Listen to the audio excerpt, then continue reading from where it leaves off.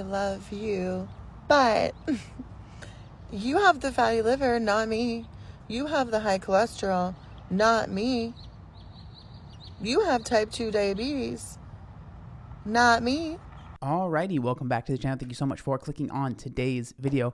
Today we are going to be talking about Tess Holliday, and the reason being is she actually made this TikTok where she is talking about wanting to lose weight. Now, the reason that is significant is because, I'm sure most of you know, Tess Holliday is one of the, if not the most prominent figure in the, health at every size, body positivity movement, right? The reason I say it that way is because I definitely feel that Tess Holliday has kind of co-opted body positivity, and she helped turn it into almost fat positivity in a way that I don't think it was ever really meant to be, right? But because she really started, kind of going in on, body positivity, and as you can see right here, which is her hashtag that she loves to use on basically everything she posts, F your beauty standards, that's been a huge thing that she's talked about. She was a really big part of that movement that almost made body positivity synonymous with fat acceptance, fat positivity and stuff, right? Because there was a time before when body positivity wasn't just strictly, from what most people saw it as, it wasn't just strictly, a fat positive thing. But over the past few years, it's definitely kind of morphed into that, in my opinion, right? And I think a big part of that is Tess Holliday. Tess Holliday is a plus size model. She's been on the cover of, I think, Cosmopolitan. She's been on Vanity Fair. I don't remember. I had a video on it when I was talking about it. But she's been a very vocal, and she still is a very vocal proponent of, body positivity, F your beauty standards. You don't have to, conform to what people think you should be to be beautiful, which that in and of itself, it's fine. That's great. But whenever I've talked about Tess Holliday and the issues I've had is that, one, she can be very condescending, in my opinion, talking about anyone that has any sort of differing opinions of her. And I think that the thing with Tess Holliday that I've noticed is that if anyone ever says anything that disagrees with what she's saying, she takes that as a personal attack, and she gets offended by it, right? Wait, say if I'm making a video and I'm saying hey, we have to be careful with being 300, 400 pounds, that clearly has negative health effects for the vast majority of people. She will be like, well, I'm fine. I'm healthy. I'm perfect. Look at me. I have beautiful skin and I'm lovely and nothing's wrong with me and I'm this old and blah, blah, blah, right? And so she's always kind of used that as her shield against she calls them people that are, health concern trolling or whatever. She will always say, well, I'm perfectly healthy. I'm fine. I don't have any issues. And look at the size that I am. My skin's beautiful and, whatever. Now it's very interesting because it seems that from this post and other things that she's been talking about, she has decided that she wants to lose weight. And I think hearing her reasoning behind that is very interesting. But the thing with Tess that's always really difficult is that I feel like whenever you say anything, it kind of goes in one ear and out the other. Speaking of ears, let's get into the sponsor of today's video. This message is sponsored by Raycon, so thank you so much to Raycon. I have been using the Raycon Essential Open Earbuds during my workouts, on the stair climber, and on my daily walks. I really like that I can stay in the zone, listen to my music, while still being able to hear the world around me. They sit just outside your ear canal so you can get crystal clear music and podcasts, all while being able to hear if someone says something to you or if traffic is nearby. They're super lightweight and they don't really feel bulky, and that multi-angular hook keeps them locked in place no matter what I'm doing, gym, errands, or anything else on my to-do list. And the sound quality is on par with the big brands, but at about half the price. And they have a 30-day happiness guarantee, so there's no risk. A few of my favorite features are the open ear design for comfort and awareness, multi-point connection so I can switch between devices easily, and up to 36 hours of battery life with the case. Basically, days of listening without thinking about charging. With Black Friday right around the corner, Raycon audio products are up to 30% off site-wide. From everyday essentials to the latest releases, it's the perfect time to upgrade your sound or get ahead of gifting. These early deals won't last long. Shop now before they're gone. Just click on the link in the description or go to buyraycon.com/BeastYTOpen and get 30% off during Raycon's Black Friday and Cyber Monday sale. That's buyraycon.com/beastytopen. Again, huge thank you to Raycon for sponsoring this video. Let's get back into it. So let's get into this video again. So this is posted on her TikTok and it says, letting go of what isn't mine to carry. Hashtag F your beauty standards, hashtag healing, hashtag wellness, hashtag weight loss. Okay, so let's go ahead and see what Tess has to say for herself. You know, I just did school drop off and I was sitting here thinking to myself, why is me losing weight different this time than maybe it has been the previous time? And I know if you grew up in the 90s and 2000s, you know that if you were plus size, you were automatically on a plus size to weight loss train. Whether that was Weight Watchers, Jenny Craig, 100-calorie snack packs. So like that stuff is true, but at the same time, like we are very much so past that, right? We have been adults. I think Tess is older than I am, maybe by like 10 years. So like we've been adults for a long time now. And so like there's understanding your past and being able to heal from it and like not just shutting it off. But I do feel that sometimes people will use their past as a way to just be like, well, that's why I haven't changed because of that. And it's like, dude, you have to let the things that happened 30, 40, 20 years ago be what happened, but you can't let that be the thing that makes you not change, right? I've talked about this before a ton of times. One of my favorite sayings is just because something isn't your fault, that doesn't mean that it's not your responsibility. And I feel like a lot of times with people that really struggle to lose weight, they feel like, especially if you were overweight as a kid, which I was, right? I grew up very poor. We've talked about this before. But if you grew up that way, I feel like a lot of people really, you feel like, well, it's not my fault that I was bigger, right? Because I didn't have much money growing up. I was in a single family household. I was in Section 8. I had all food stamps, right? All of those things that were true to me, right? But just because something maybe wasn't your fault, you grew up in that situation, that doesn't change the fact that it is your responsibility to change that thing.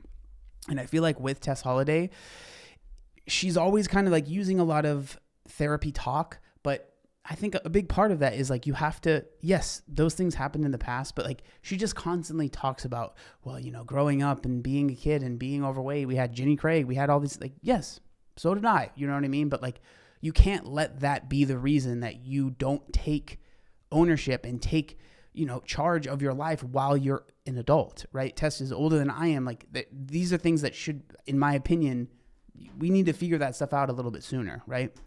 We've all been victimized by that. Lane Bryant, workwear for our regular clothes. We were all little baby business people in like the 6th grade. So I thought to myself, why is this time different? I've tried to lose weight before, but why is this time different? And I realized for me that while the public discourse around my body and weight loss has been louder than ever. So that's one of the biggest things that I noticed in this is that the self is the center of it, right? The public discourse around my body and health has been so loud. It's like, but a big part of the reason that conversation is so loud is because you yourself have put yourself in the middle of those conversations. You have gone out and made these claims that you're perfectly healthy and that you can be perfectly healthy being the size that you are, and that there is nothing wrong with that, and that anyone that makes you feel any other way is a terrible person or is evil. And then you claimed, and maybe it's true, that you had, an ED and you said that you were suffering from that. And that's part of the reason that you actually were gaining weight. And it was like, people were just like, there's one thing from someone just existing in a bigger body and then getting heat, which is wrong and I don't agree with. But then there is another thing when someone is making a bunch of claims and saying a bunch of things and then being like, oh my God, I can't believe that people are saying this about me. It's like they are responding to the things that you are doing. They are responding to the things that you are saying that might be true or untrue, and they are sharing their opinion, right? Because you are a public figure and you are putting this out there. You're going and being on these, on these magazine covers. You are saying all of these things in these interviews that you are doing. You're making these books talking about being overweight, all of this stuff, right? that is very different than just existing in a bigger body. And I feel like that's missed quite a bit, you know, in this response, in my opinion, at least. While I've had videos going around about my body where people are picking it apart saying, wow, she's gotten so big. Yeah, I did gain a lot of weight. I was surviving a lot of trauma. So right there, right? So over the past like year or so, I would say that Tess Holliday has gained a good amount of weight. It's interesting the way that she responds to that, right? Well, I was surviving a lot of trauma. So then that makes me feel like, okay, so it sounds like you are saying I gained weight because hard things happened in my life, and then the weight gain happened because of that. But at the same time, Tess Holliday is very much so a proponent of you can be completely healthy at any size, and that your size has no indication of what's going on in your life. But then at the same breath, she's saying, well, the reason I gained a lot of weight was actually because I was dealing with a lot of trauma. So that makes it seem that the weight was a negative, right? A negative side effect of that trauma, which led you to eat more, move less, whatever it was, that meant that you gained weight. So it seems like in Tess's perfect world, weight has no bearing over health and no bearing over anything. And it's just some random thing that happens that some people, when they're born, they are 300 pounds. Some people, when they're born, they're going to be 200 pounds. Some people, when they're born, they're going to be 100 pounds, right? But then at the same time, she's like, well, the reason I gained weight over the past year was actually because of trauma, which usually is a negative thing that people see that as a negative thing. Trauma is a negative thing. And then because of that negative thing, I gained weight. That is not the same thing as weight. It's just a random thing that it seems to happen to people, right? I'm very proud of my body. Or, oh, she's such a bad mom for being fat. Doesn't make you a bad mom to be fat. I mean, I guess if people are saying that Tess Holliday is a bad mom because she is fat, obviously I disagree with that. But I do think that there is, like, part of that is there are a lot of people that when they are bigger and then they end up having children, they tell themselves, I want to lose weight for my kids. I don't think that there's anything wrong with that feeling, you know, being able to run around with your kids and go to a park and be able to get up and get on the jungle gym with them and run around with them without feeling out of breath, without feeling like, oh my gosh, this is hard. Maybe Tess Holliday is able to do those things. I don't know, right? But the vast majority of people I've talked to that their kids are the reason they want to lose weight, a big part of it is, one, they want to stick around for them. Regardless of what you say, there are not many very, very, very overweight old people, right? That just does not exist, right? So I can see that. But then also they want to be able to be a part of their children's life when they are young, when they're running around, when they want to play, when they want to be thrown up in the air, when they want to go in the pool and have their dad or mom throw them in the air. And so they don't, you know, it's dad and mom doesn't want to feel super self-conscious when they go into the pool with their kids. Like, all of those things are legit reasons to want to lose weight. And so I think it's important that people understand that you can, like, wanting to lose weight for your children is completely valid. But it is important to say, like, just because maybe you have done that, it's important to not turn into the person that sees a bigger person that is a parent and then automatically think they don't care about their kids. They don't, you know what I mean? Like, there's more to it than that. And I think maybe sometimes people will get very one-track minded and think, like, I did this for my kids, that means I love my kids, and anyone else that doesn't do it hates their kids. It's not that simple, right? It's not that simple. It doesn't. It just makes you a mom. The reason that this time is different is because I no longer feel the need to defend myself. I don't. I think I carried other people's projections about my weight. The weight of other people's projections onto me was so heavy. And I finally feel free. I feel freer than I ever have. It took me a long time to get here. Not the sun coming out while I'm saying this, the irony. But I feel free and I feel great. And people are always going to talk. I just don't have to let it get to me. Really quick, I have to show you this. I just found this after I was done recording. But this is someone leaving a comment that it seems is relatively kind to Tess, and this is how she responds, right? So this comment says, Tess, I love you, but I hit a weight where I got type 2 diabetes, fatty liver, high cholesterol, and pressure, and a number of other things, and Manjaro, which is the GLP-1, was the only thing that helped me lose the weight. And this is how she responded to that. I love you, but you have the fatty liver, not me. You have the high cholesterol, not me. You have type 2 diabetes, not me. Not me. I could not be happier that a GLP-1 fixed all your issues, girly pop. So happy for you. But I just have one quick question. Would a person that's not healthy have dewy, gorgeous, glowy skin like this?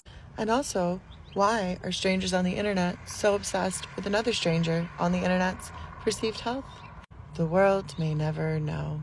So I'm going to ask that you do you, I'll do me, and then if there's anything that you want to talk about or other people that maybe is an inside thought that's coming out, that perhaps you tell a therapist or a licensed professional, but not a total stranger on the internet.